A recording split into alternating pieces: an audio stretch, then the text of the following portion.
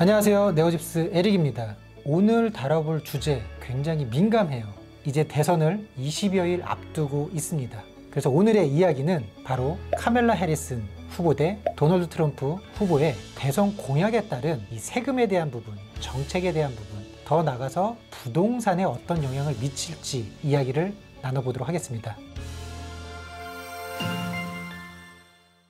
오늘 또 이 내용 관련해 가지고 또 어마어마한 분을 모셨습니다. 바로 피러손 회계사님 모셨는데요. 회계사님 너무 반갑습니다. 네, 안녕하세요. 네. 피러손 회계사입니다. 네, 회계사님 소개 좀 해주시겠어요? 네, 안녕하세요. 저는 피러손 회계사라고 하고요. K타운에 위치하고 있는 다우앤손 CPA스의 매니징 파트너를 맡고 있습니다. 만나서 반갑습니다. 회계사님은 특별히 또 이제 비즈니스 쪽에 굉장히 많은 강점을 가지고 계시잖아요. 네, 아무래도 저희 이제 펌에서는 주로 비즈니스 손님들을 주로 도와드리고 있고요.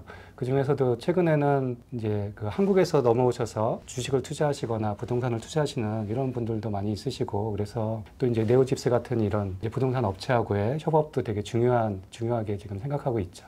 네, 제가 굉장히 잘 보여야 되는 부분입니다. 자, 그러면은 제가 뭐 어느 후보를 정말 막 지지하고 이런 부분은 오늘 완전 다 배제했어요. 네. 그래서 여러분들이 정말 이게 정책으로 비교를 했을 때, 과연 어떤 게 더 좋고 어떤 게 또 나쁘다, 이걸 가지고 여러분들이 좀 봐주셨으면 좋겠습니다. 정말 이제 코앞으로 이제 다가왔는데 아직까지도 굉장히 박빙이잖아요. 네, 맞습니다. 제가 생각하기에는 정말 50대 50인 것 같아요. 50대 50이기 때문에 이 정책들을 조금 잘 숙지하고 계시고 또 이게 각자의 상황에 따라서 이게 다 달라지는 얘기들이거든요. 결국에는 본인이 이제 어떤 지금 경제적인 상황에 있다든지, 본인이 그 자영업자인지 법인 운영자인지 뭐 부동산 투자자인지 주식 투자자인지 다 각자의 상황에 따라서 달라지기 때문에 자기한테 맞는 그런 정보들을 많이 흡수하시고 또 자기한테 유리한 분을 아무래도 이렇게 좀 투표를 하시는 게 도움이 되시겠죠. 자, 그러면 한번 가정을 해볼게요. 트럼프 전 대통령이 당선이 됐다라고 했을 때 과연 이제 경제 세금 정책에 어떤 영향을 줄 것인가? 자, 우선 첫 번째, 도널드 트럼프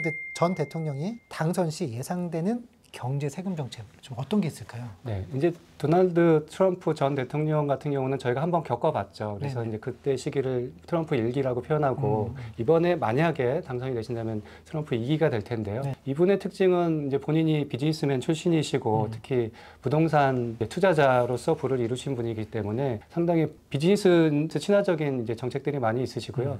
비즈니스 하시는 분들은 당연히 원하시는 감세, 비즈니스 하시는 분들에 대한 감세를 되게 강조하시고 그 다음에 요즘 이제 트렌드로 이제 각광받고 있는 거하고는 좀 역으로 가는 부분인데, 친환경보다는 전통적인 이제 그런 친환경을 약간 완전히 거부하시는 건 아니에요. 사실 친환경을 거부할 수는 없는 지금 대세의 흐름이기 때문에, 하지만 좀 속도 조절을 하자, 이런 좀 포지션을 갖고 계시고요. 그 다음에는 미국 제조업들을 보호하는 거를 되게 강조하고 있어요. 그 부분에 키치프로이드가 아메리칸 퍼스트 그런 내용이 있잖아요. 미국 제조업들을 더 강화하기 위해서 어떤 정책을 해야 되는지 이런 것들을 하기 위한 얘기들이 많이 있고, 그래서 아마도 법인세 같은 경우는 본인이 이제 만들었던 법안이 있으니까 그게 21%의 그 법인세율 그걸 유지하거나 오히려 더 낮추겠다는 소리도 하고 계시고, 그 다음에 기타 그 외에 개인 세금 보고에서도 기본적인 기본 공제를 더 낮추겠다고 하거나, 지금 그 최고 세율을 좀 낮춰놓은 상태인데 이거를 유지하거나 그것도 또 낮추겠다고 얘기를 하고 계시고, 그 다음에 다른 가장 이번에 공약 중에 특이한 게 관세에 관한 내용이에요. 관세에 관한 내용이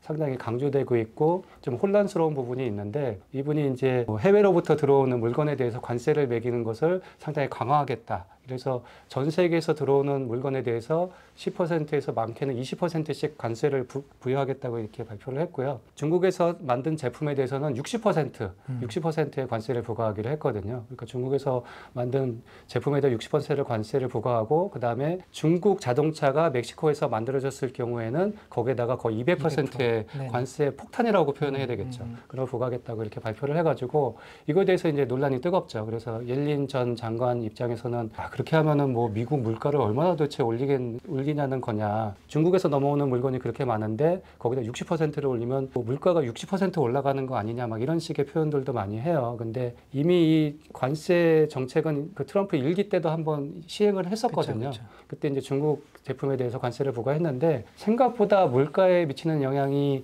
높지 않다는 게 어느 정도 검증이 됐어요.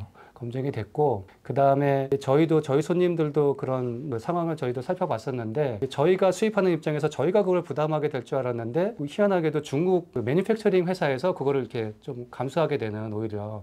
그러니까 미국으로서는 너무 좋은 이제 상황들이 발생하는 거죠. 저희가 수입하는 금액은 그대로인데 그 관세 부분을 오히려 판매자, 중국에서 매니팩처러가 부담하게 되는 그런 상황들이 있었고, 그 다음에 좀 그래도 우려하시는 분들을 위해서 제가 말씀드릴 상황은, 이게 어차피 이 숫자가 완전히 뭐 대통령이 된다고 해서 무조건 다 시행되는 건 아니고요. 그렇죠. 모든 게 다 이제 온 더 테이블인 거죠. 그래서 다 협상의 카드로서 이용되는 거기 때문에 이거 뭐 이렇게 된다고 60% 관세가 무조건 부과되는 거 아니고, 그다음에 그리고 저희 물가가 60% 올라가는 건 아니라는 거를 말씀드리고 싶습니다. 그러니까 법인세 낮추고 관세 높이고 제조업 보호한다라고 해가지고 실질적으로 트럼프 일기 때 많은 해외에 계신 기업들이 많이 이제 미국에 와서 여기에서 이제 제조업을 할 수 있는 기반을 마련해 준 거는 맞거든요. 네. 맞습니다. 그리고 사실은 이런 좀 이따가 해리스 공약 때 말씀드리겠지만, 미국 제조업 우서 보건 정책은 민주당 공화당이 공통적으로 지금 다 추진하고 있는 법안들이에요. 그래서 이것에 대해서는 뭐 미국이 똘똘 뭉쳐 있다고 보여야 되겠죠. 그리고 또 팁에 대해서는 이제 공통적으로 좀 가지고 있잖아요. 맞습니다. 그래서 이거는 뭐 예전서부터 얘기들이 많이 있었어요. 그래서 팁이라는 거에 대해서 주로 요식업이라든지 뭐 호텔 이런 데서 일하시는 분들한테 이제 제공되는 서비스업에 제공되는 그 소비자가 감사의 마음으로 제공하게 되는 팁에 대해서 세금을 부과하는 것이 맞느냐 안 맞느냐. 왜냐하면 이거는 그 고용주가 주는 것이 아니고 최종 소비자가 전달하는 것이기 때문에 좀 애매한 부분이 있었거든요. 요거에 대해서는 두 후보가 공동적으로 동일하게 팁에 대해서는 세금 부과하지 않겠다고 얘기를 했기 때문에 아마도 시행되기가 가장 지금 거의 확정적인 법안이 될 것 같습니다. 팁에 대해 세금 있으면은 또 팁을 더 높이, 요즘은 이제 15% 거의 없잖아요. 맞습니다. 시작이 18%. 기본이 뭐 15 쓰는 것도 없고 그냥 18부터 뭐 맞아요. 21 이렇게 올라가다 보니까 팁에 대한 부담은 정말 너무 많이 가지고 계신 것 같고, 또 이 소셜 연금에 대한 뭐 여러 가지 정말 조목조목, 사실은 이게 어떻게 보면 약간은 선거를 위한 정책이다 보니까 자기가 약한 그런 연령 투표자들을 위한 맞춤 공약들이 나오는 거거든요. 그래서 이제 처음 팁에 대한 얘기들은 그런 서비스업이라든지 그런 들을 공략해서 양쪽이 다 지금 내받아주가 되게 중요해요. 그러다 보니까 내받아주를 포커스를 한 이제 공약이 이 팁에 대한 그 면세를 해주겠다는 내용이고요. 소셜 연금에 대한 세금 면제는 아무래도 연세 있으신 분들이 소셜만 받고 있으신 분들은 거의 세금을 안 내시는데, 소셜 연금 플러스에서 다른 이제 수입이 있으신 분들은 또 세금을 내시는 부분이 있거든요. 그래서 이거는 약간의 이중과세가 아니냐 이런 얘기들도 많이 해요. 왜냐하면은 예전에 자기가 실제로 일을 할 때 세금을 대해서 다 그거에 대해서 나오는 소셜 연금인데, 또 이제 나이 들어서 그걸 받는데 또 세금을 내는 게 또 이게 합당한 거냐 이렇게 생각하시는 분들이 많거든요. 그래서 이런 부분에 대해서 이제 딱 표심을 자극하는 그런 공약으로 만들어낸 거죠. 네. 그리고 이제 해외에 계신 또 시민권자 분들에 대한 이 부분도 마찬가지입니다. 이제 해외에 계신 시민권자분들도 브링 파워는 있는 거거든요. 그렇죠. 마치 저희 한인분들이 이쪽에 와 계셔도 고국에 있는 분들한테 이제 투표를 할 수 있듯이 그분들을 위한 공약인데, 이 부분도 이제 논란이 있었던 부분이 있어요. 뭐 저희로서는 한국에 계신 이제 미국 시민권자분들이 되겠죠. 저희 상황으로는 그런 분들이 한국에서 수입을 창출하셨는데, 이제 그런 분들은 한국에다 세금을 내시죠. 근데 또 미국에다 세금 보고하면서 이중과세는 안 된다고 하지만 약간 이중과세 느낌이 되는 부분들이 많이 있거든요. 이 부분에 대해서 이제 트럼프가 어떤 그 혜택을 주겠다 그런 걸 했는데, 구체적인 내용은 사실은 밝혀 있지는 않습니다. 그냥 납부 완화 정도. 납부 완화 정도로 생각하시면 될 것 같아요.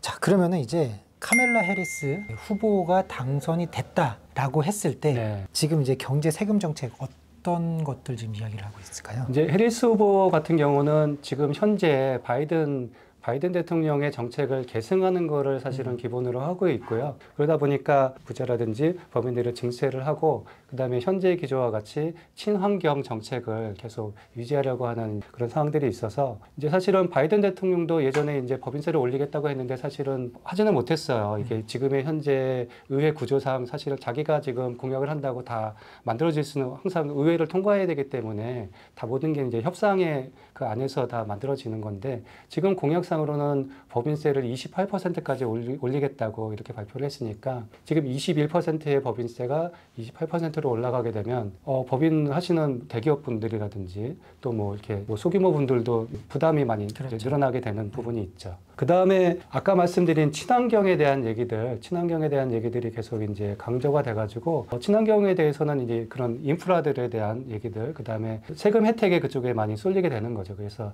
태양열이라든지 전기차에 대한 세제 혜택들이 더 강화가 되거나 최소한 유지될 수 있는 그런 환경이 될 것 같습니다. 요거는 좀 나중에 빼서 또 따로 얘기할 기회가 있으면 좋겠는데, 전기차에 대해서는 사실은 그러면은 이 부분에 대해서 그러면은 트럼프 후보가 대통령이 되면 전기차에 대해서는 완전히 뭐 폐지되는 거냐, 혜택이 폐지되는 거냐, 그리고 해리스 대통령이 당선이 되면은 더 강화되는 거냐. 근데 아마도 지금 전문가들의 얘기에 의하면 전기차에 대한 이런 보조금이라든지 이런 거는 더 늘어나거나 이럴 것 같지는 않아요. 왜냐면은 미국 전체적인 지금 상황으로 봤을 때 약간의 전기차 시장에 대한 속도 조절이 필요하다는 거에 대해서 민주당, 공화당이 거의 일치하고 있거든요. 그래서 조금 기존의 자동차 산업이 그거를 전기차로 전환을 할 수 있는 시기까지의 시간을 좀 벌어야 된다, 이런 지금 서로의 공감대가 형성됐어요. 그렇기 때문에 전기차 보조금이 더 지금보다 확 늘어나거나 혹은 그렇다고 해서 전기차 보조금을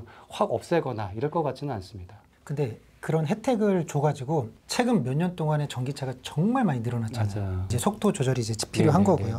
이제 자녀 있으신 분들한테는 이제 자녀 크레딧이 또 굉장히 많이 닿을 거잖아요. 맞습니다. 그래서 차일드 크레딧이 현재는 자녀 한 명당 2,000불 정도 수준이거든요. 그리고 이거는 2명 있으면은 4,000불이 되고 이런 상황인데, 그 해리스 후보가 이번에 공약 낸 건 되게 파격적인 내용이 있죠. 그러니까 아기가 신생아가 태어나면 6,000불의 크레딧을 제공하겠다, 그렇게 얘기를 했으니까 사실은 아이를 갖고 아이가 태어나고 이런 거를 사실 뭐 이렇게 좀 타이밍을 맞추기는 쉽지는 않지만 만약에 해리스 대통령이 될 거라고 생각하시는 분들은 약간 출산 시기를 늦추시는 것도 2,000불과 6,000불, 4,000불 차이가 나니까 뭐 그냥 웃자는 얘기로 그렇게 그런 것도 계획을 세워보실 수도 있겠죠. 그리고 아까 팁 얘기했지만 지금 음식값도 굉장히 많이 올라갔잖아요. 네.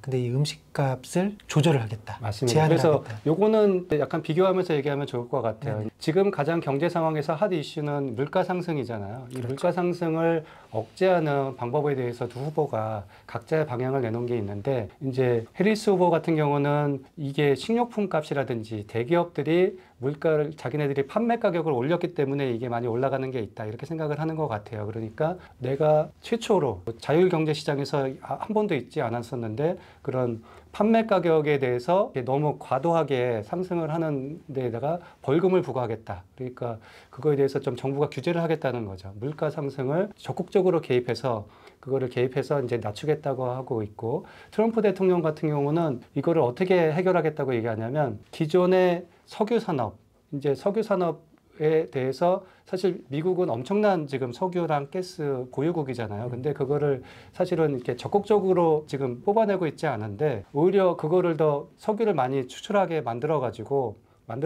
석유값을 낮추겠다. 석유값이 낮춰지면 사실 물가에서 석유값이 차지하는 비중이 상당히 높기 때문에 그 석유값을 낮춤으로써 물가를 낮출 수 있다. 이제 두 분이 이제 똑같이 물가를 상승을 억제하려는 방향의 방법론이 둘 다 다르신 그런 부분이 있는 거죠. 그리고 이제 요즘 스타트업, 회사 창업들 굉장히 많은데 한국에 비해서는 미국의 지원이 저는 굉장히 부족하다라고 반대로 한국이 정부에서 지원해 주는 게 굉장히 많거든요. 근데 딱 여기 지금 들어가 있는 게 새로 창업하는 곳에 대한 비용 공제. 그래서 이거는 사실은 많이 아시는 분들은 없으신데, 스타트업 코스트라는 이제 컨셉이 있거든요. 세금 공제 상황에서. 그래서 처음에 이제 비즈니스를 시작해서 들어가는 비용들에 대해서 첫 해에 공제할 수 있는 내용이 한정돼 있었어요. 그래서 그게 약간 5,000불 정도로 이렇게 제한돼 있고, 나머지는 자산화를 해가지고, 좀 뭐 쉽지 않은 표현이지만 자산화를 해가지고 그거를 매년 감가상각을 해나가게, 5,000불 이상이 되는 부분에 대해서는 몇 년에 걸쳐서 이렇게 감가상각을 해나가게 돼 있었는데, 이 부분을 5,000불에서 5만 불로 늘려서 첫 해에 더 이제 비용 처리를 많이 해서 세금을 줄일 수 있게 해주겠다, 이런 이제 세제 혜택을 지금 발표한 거죠. 스타트업 하시는 분들은 굉장히 좋은 호재로 작용을 할 것 같고, 자, 그러면은 세 번째, 투자 환경에 미치는 정책들을 이야기하기 전에 회계사님은 뭐 두 분 중에 어느 분이 되시기를 바라는 마음이 있겠죠, 당연히.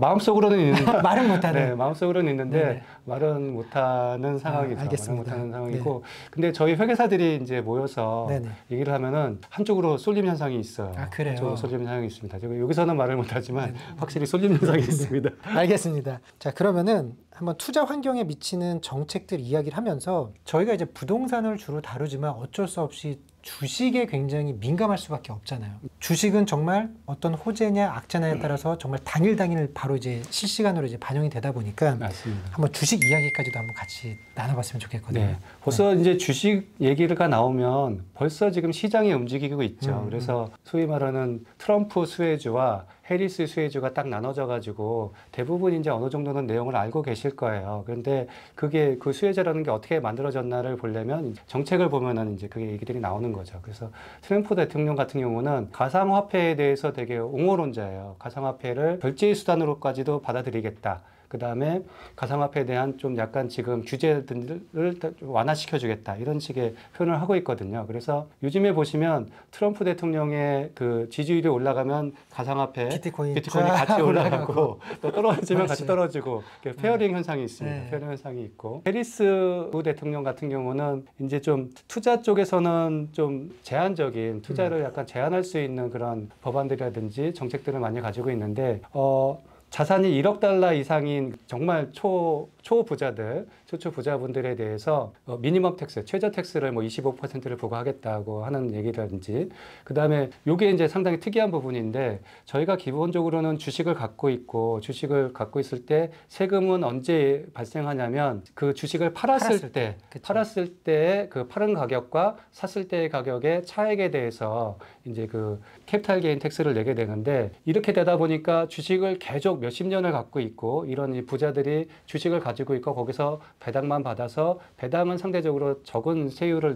내다 보니까 이런 식으로 계속 세율을 낮게 이제 그 이익을 보는 거에 대해서 이제 해리스 후보가 좀 이제 생각한 아이디어가 이거를 가지고 있는 동안에도 너무 급격하게 상승한 이제 주식의 가치가 상승한 그런 주식에 대해서 미실현 이익이라는 표현을 하거든요. 미실현 이익이라는 정말 좀 말이 많이 나올 것 같아요. 네네. 미실현 이익. 미실현 이익에 대해서 세금을 부과하겠다 이런 지금 공약이 있어요. 그래서 만약에 뭐 쉽지는 않을 것 같은데 이 공약이 현실화된다면 투자 환경에는 되게 큰 소용돌이가 불겠죠. 그러니까 미실현 이익이었는데 이 주식이 또 하락을 했어요. 그러면은 또 이거에 관련해 가지고 이걸 트래킹하면서 이건 쉽지 않을 것 같아요. 방법론은 쉽지 않을 것 같은데 그래도 본인이 한 얘기가 있고 또 이거에 대해서는 어제 또 공감은 있거든요. 이제 미국 부자들이 이제 부를 축적해서 계속 유지하고 세습하는 그런 과정을 보면 이런 옛날서부터 전통적으로 가지고 있는 주식들을 거의 안 팔고 계속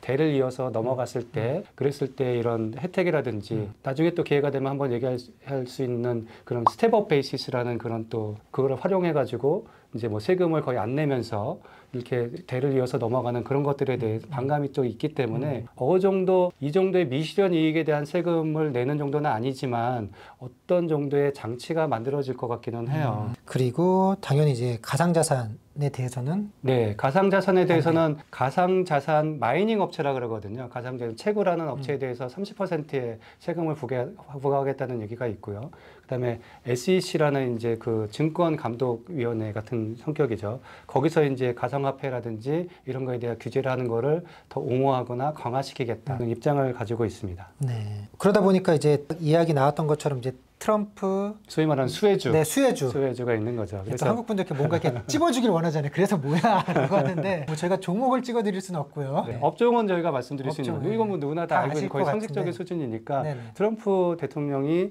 다시 당선된다면 석유 기업들, 그다음에 화석 연료 에너지, 철강, 전통적인 자동차 기업들, 방산 기업, 그다음에 이제 금융 쪽도 좋다고 얘기를 해요. 그다음에 아까 말씀드렸던 암호화폐 쪽이 이제 환호성을 지르겠죠. 그렇죠. 환호성을 지르는 그런 상황이 될 테고. 그다음에 해리스 수혜주라고 하면은 아까 친환경적인 정책이 많잖아요. 그러다 보니까 솔라, 전기차, 그다음에 전기차하고 관련된 그런 충전 인프라에 관련된 그런 에너지 기업들이 될 테고요.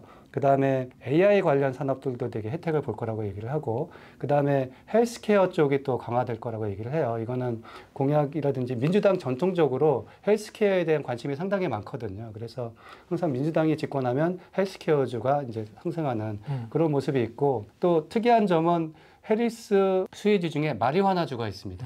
마리화나주가 있는데 그 이유는 해리스 후보가 이제 캘리포니아에서 이제 검사 시절이 있었잖아요. 그때 이 캘리포니아에 마리화나를 합법화한 사람이에요. 그러다 보니까 이제 마리화나 전체적으로 대통령이 되면 그러면 뭐 전국에 마리화나를 합법화할 수도 있는 거 아니냐, 혹은 합법화까지는 아니어도 규제는 좀 완화되는 거 아니냐, 이런 또 기대가 있어서 마리화나주들이 해리스의 관련주라고 할 수 있죠.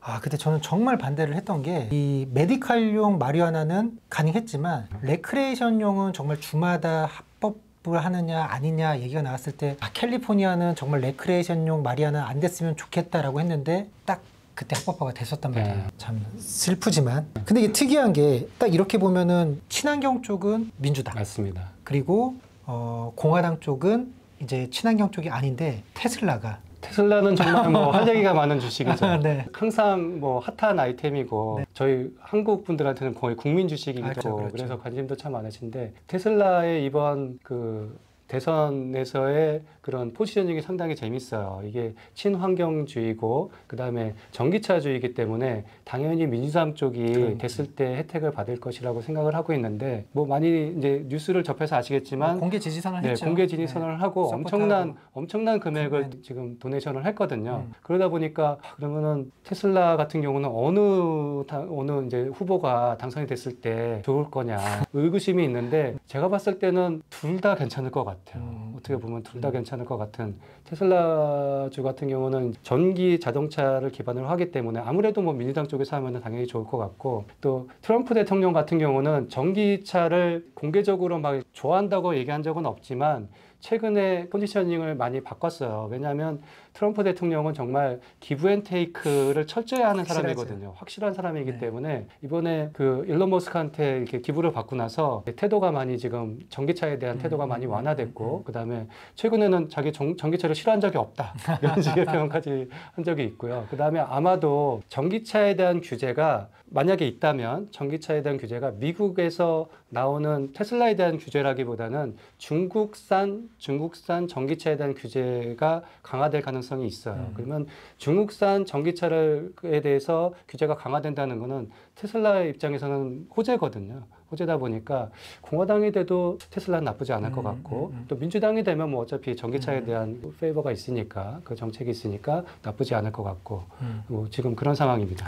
알겠습니다. 자, 그러면은 저희 마지막으로 부동산 시장에는 어떤 영향을 미치게 될지에 대해서 한번 이야기를 나눠보고 싶습니다. 네, 이 부동산 정책에 대해서도 두 후보가 상당히 극명하게 나눠지고 있는데요. 트럼프 후보 같은 경우는 기존의 부동산 소유자들한테 페이버가 있는 그런 정책들을 많이 갖고 있고, 기본적으로는 부동산을 많이 늘리는 거를 그렇게 선호하지는 않는 것 같아요. 그래서 예전에는 외곽에 부동산 건설하는 거를 이제 선호하지 않고 그런 걸 좀 억제하는 그런 정책을 했었는데, 항상 이제 그게 정책이 왔다 갔다 하는 거니까 최근에는 그 연방 국유지에다가 좀 대규모 주택을 건설하겠다는 그런 공약도 발표한 부분이 있고요. 해리스 후보 같은 경우는 기존 주택 소유자보다는 새로 첫 집을 구매하려는, 혹은 이제 지금 렌트를 살고 있으신 세입자분들한테 좀 이제 더 좋은 그런 정책들을 많이 발표하고 있는데요. 그래서 되게 획기적인 공약이 있어요. 첫 주택을 구입하는 사람한테, 그런 분들한테 25,000불의 세제 혜택을 주겠다고 이렇게 기존에 예전에도 한번 이런 적이 있었지만은 10,000불대였거든요. 10,000불대 정도였는데 25,000불대 공약은 좀 획기적이죠. 그래서 그리고 또 이 공약에 맞춰서 세제 혜택을 받기 위해서는 특이한 점이 최근 2년 동안 그 살고 있는 렌트비를 밀린 적이 없어야 된다는 그런 조항이 있대요. 그러니까 혹시 모르는 거니까 지금 50-50 상황에서 50대 50 누가 될지 모르는 상황에서 첫 집 구입을 생각하고 계신다면 혹시라도 이제 그 렌트를 따박따박 제때 내시는 거를 권해드리는 지금 상황입니다. 그러니까 이게 어떻게 될지 모르지만 이런 공약들이 있으니 맞습니다. 미리 알고선 대비하는 것도 정말 좋은 것 같아요. 네, 그러니까 네. 그런 취지에서 저희가 오늘 이 방송을 준비한 거지, 뭐 어느 후보가 더 좋습니다, 뭐 이거는 아니라는 거 다시 한번 좀 말씀을 드리고, 근데 부동산적인 측면에서는 어쩔 수 없이 좀 한쪽으로 기울어지는 것 같아요. 왜냐하면은 뭐 트럼프 전 대통령은 여러분들 다 아시다시피 뭐로 성공을 했어요? 부동산이잖아요. 그러다 보니까 부동산적인 세제 혜택 아니면은 상속 증여세 같은 경우도 그 공화당일 때 지금 이제 2,722만 불이잖아요. 네. 부모님. 근데 이게 2025년 12월 31일까지 한시법이기 때문에 이게 연장이 안 되면은 이제 절반으로 줄어들어서 이제 1,361만 불로 이제 줄어들게 되고, 그리고 이제 오퍼튜니티 조닝이라 그래가지고 노후된 지역에 투자를 하면은 또 양도세를 감면해 주는 것도 똑같이 한시법으로 2025년 12월 31일. 그러니까 아무래도 본인이 이제 부동산으로 이제 부를 축적하다 보니까 이제 부동산적인 측면에서는 좀 한쪽으로 이제 기울어지는 그런 좀 정책이 나올 수밖에 없는 네, 것 맞습니다. 같습니다. 그래서 지금 상속세 얘기 말씀하셨잖아요. 그래서 상속세 면제액이 지금 이제 조정될 수 있는 가능성이 있기 때문에 2025년이 그 타이밍이거든요. 네네. 그래서 올해 이제 대선 결과를 보시고 내년에 상속 증여에 대해서 좀 플래닝을 좀 잘 하셔야 될 것 같아요. 네. 어느 후보가 됐는지에 맞춰서. 오늘 그 양 후보에 대해서 저희가 이제 정책 또 이제 세금적인 측면 그리고 주식까지도 한번 이야기를 나눠봤고 부동산까지 한번 이야기를 나눠봤습니다. 아마 여러분들이 이제 지지하시는 이제 후보 분들이 계시겠지만 어쨌든 미국이 더욱더 좋은 국가가 되기 위한 그런 분들을 여러분들이 뽑아주시면 될 것 같고요. 오늘 정말 귀한 말씀 나눠주셔서 감사하고 저희가 앞으로 세금적인 측면에 대해서 저희 회계사님 많이 모셔야 돼요. 자주 와주셔야 됩니다. 네. 알겠습니다. 그러면은 저희는 다음에 더 좋은 컨텐츠로 인사드리겠습니다. 지금까지 에릭 피러손 회계사였습니다. 네, 감사합니다. 네, 감사합니다.